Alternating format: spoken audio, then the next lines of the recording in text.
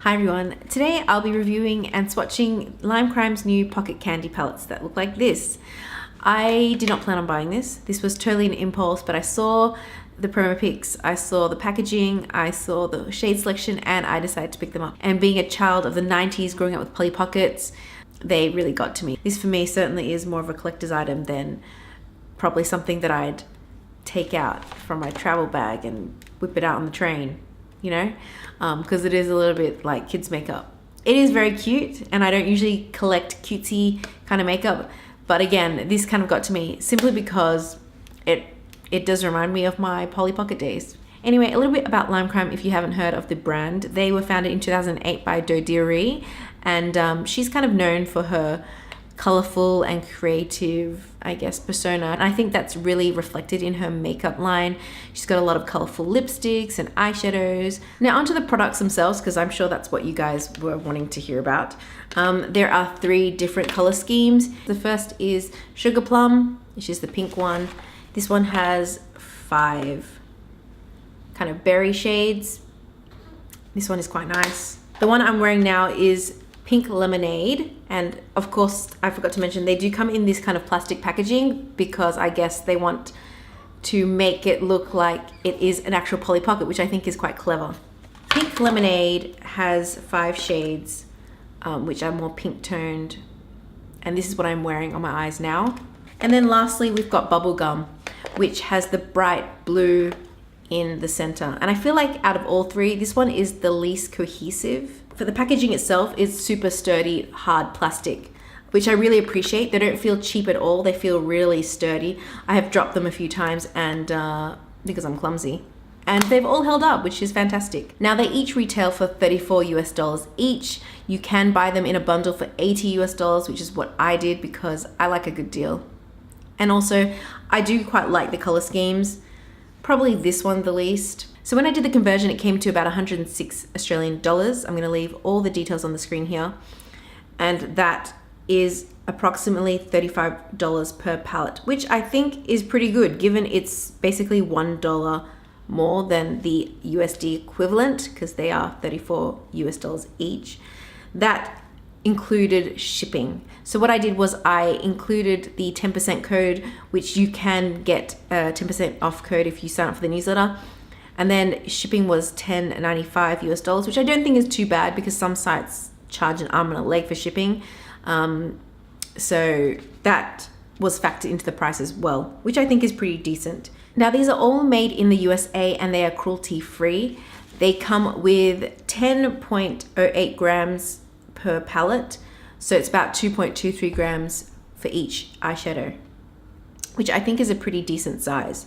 And to be honest, I never hit pan on any of my eyeshadows, so that for me isn't really a consideration. Now in terms of ingredients, these ones are different from the Venus palettes because my sister goes on about how great that formula is. These ones are different, so if you're expecting it to perform the same as the Venus palettes, I don't think they will. These ones, they do vary from shade to shade. Some definitely perform better than others, and some of the shades are not safe for the immediate eye area. Obviously, that's something that you need to decide whether or not you feel comfortable in putting on your eyes.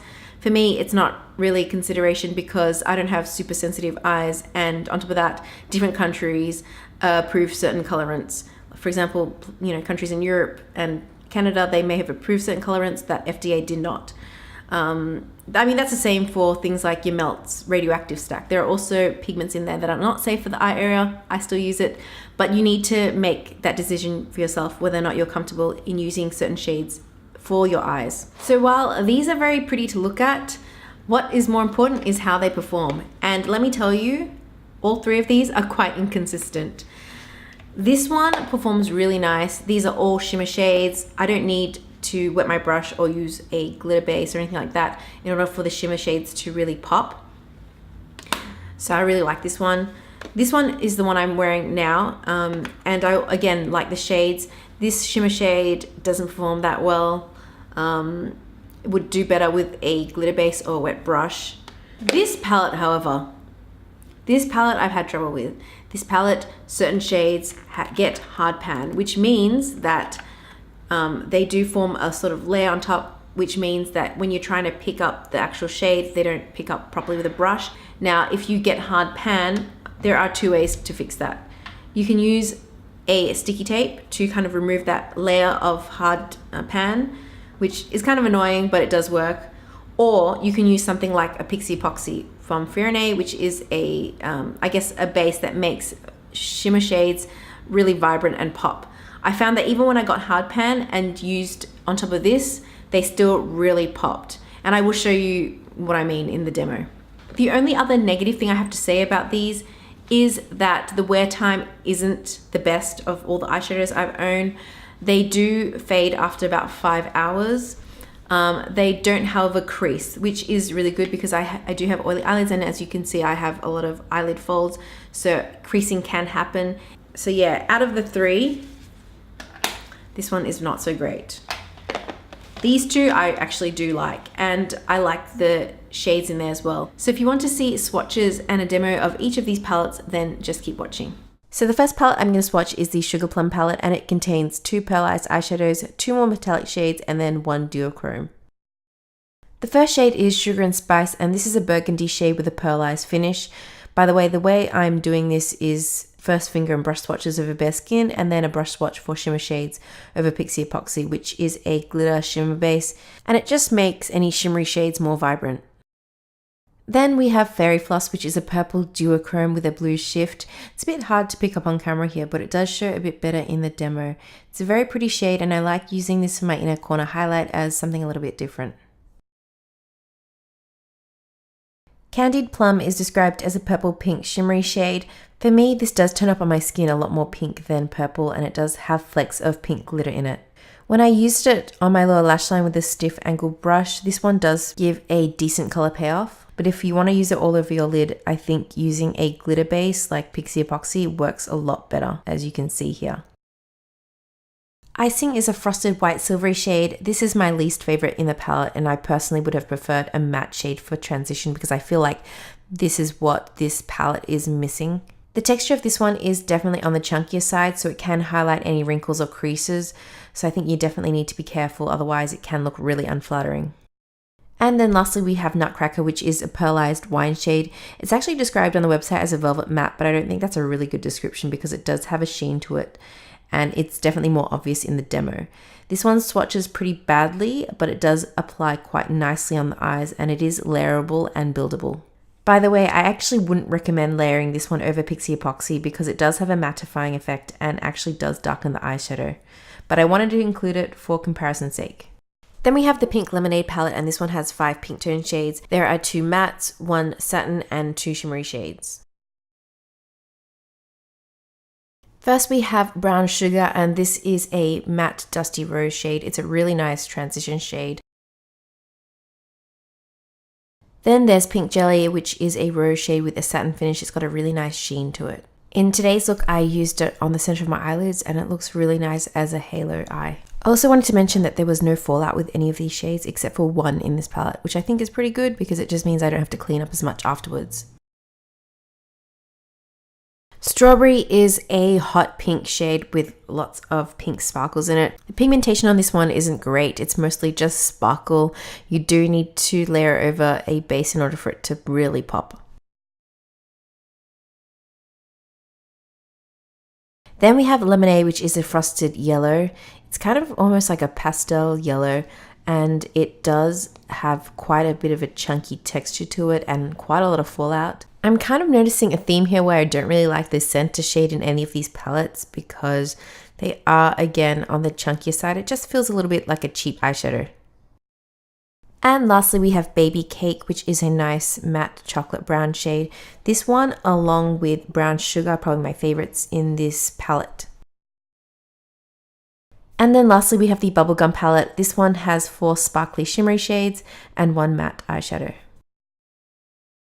First we have Pop, which is a peach shade with loads of gold sparkle. This one doesn't pick up very well with a brush unless you've got a glitter adhesive underneath it, similarly with the rest of the shimmer shades in this palette. It's kind of a pity because this shade is really beautiful, but I do have similar shades that perform much better. Then we have Snap, and this is a frosted baby pink shade, and it does have light pink sparkles in it. It does pick up with a dry synthetic brush, but again, it works a lot better when layered on top of a sparkle or glitter adhesive. Then we have Blow, which is a violet shade with a satin finish. This one is definitely the worst performing out of the entire palette, if not the entire collection. Even when applied on top of Pixie Epoxy, the pigmentation still isn't fantastic. This one also has pink sparkles in it, but they're not very noticeable.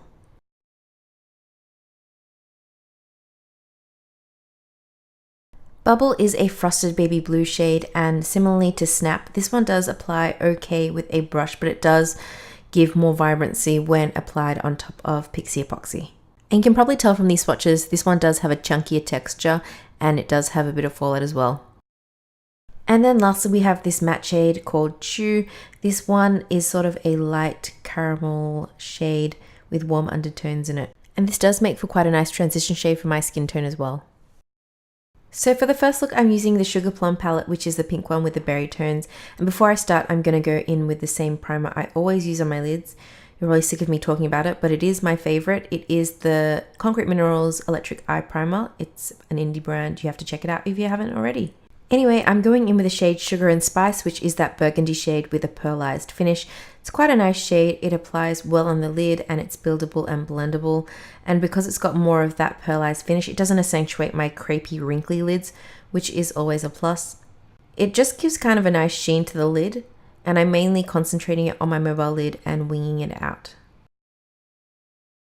Then just blending out the edges with my trusty Zoeva brush. And then I'm going back in and building up that shade a little bit more. I'm then going in with Nutcracker, which is that deep wine shade, and concentrating that on the outer V to give my eyes some depth. Again, this one has a pearlized finish and it does have the same consistency as Sugar and Spice, so it applies in pretty much the same way. It's very buildable, blendable, and it has a good color payoff. Again, I'm just taking a fluffy brush and diffusing any harsh edges. Next, I'm taking the shade Candied Plum on my lower lash line, and this is a plum shade. I would describe the finish of this one as a satin finish with random flecks of pink glitter, although the pink glitter doesn't translate very strongly on the eyes, which I don't really mind because I'm not a huge fan of glitter unless it's a loose glitter or a liquid glitter type of situation. Also, this shade has more of a dry consistency than the previous two. I'm taking Nutcracker again and layering that on my bottom lash line to smoke it out and give it more of a grungy effect. Then I'm taking the shade Fairy Floss for my inner corner highlight, and this is a really beautiful purple shade with a silvery blue shift. I don't think I have quite anything like it, and this one definitely is more iridescent than the previous shades and has more of a drier consistency.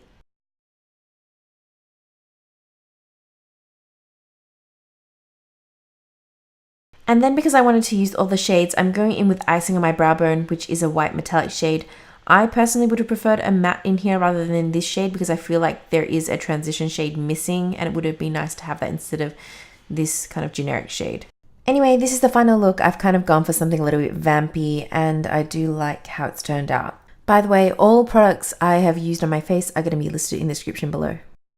Next, I'm using the Pink Lemonade palette and I love how this eye makeup has turned out. So first I'm taking the shade Brown Sugar, which is the matte Dusty Rose shade, very liberally in my crease area.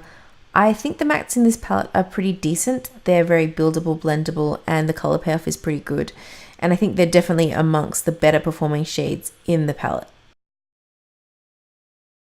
Then I'm going to soften any harsh edges using a clean, fluffy brush. I'm going back in with the same shade just to intensify the crease area.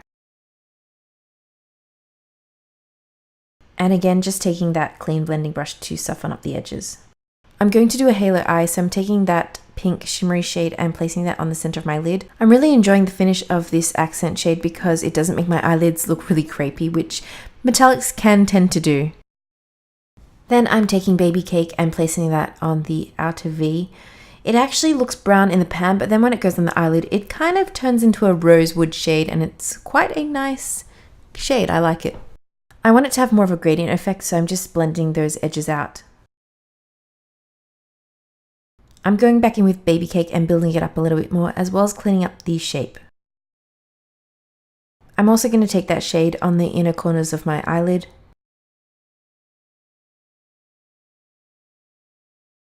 And again, blending just any of those edges out.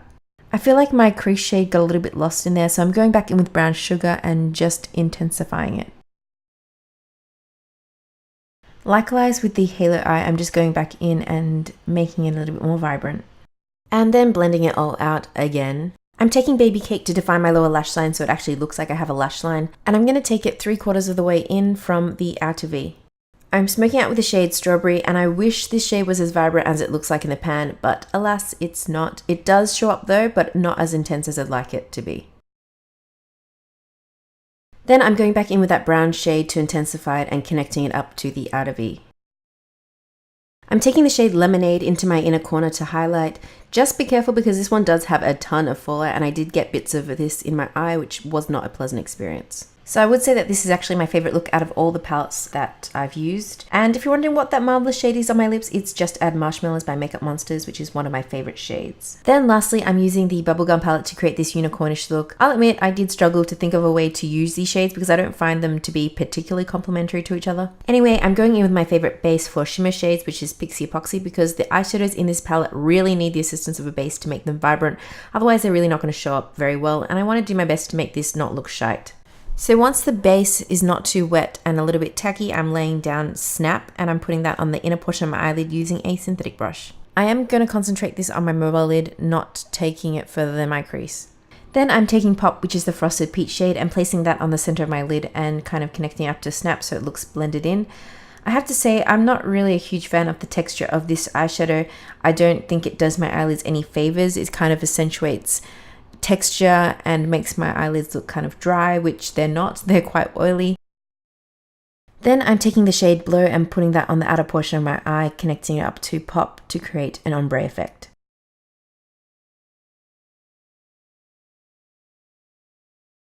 Next, I'm going to blend out any of the edges.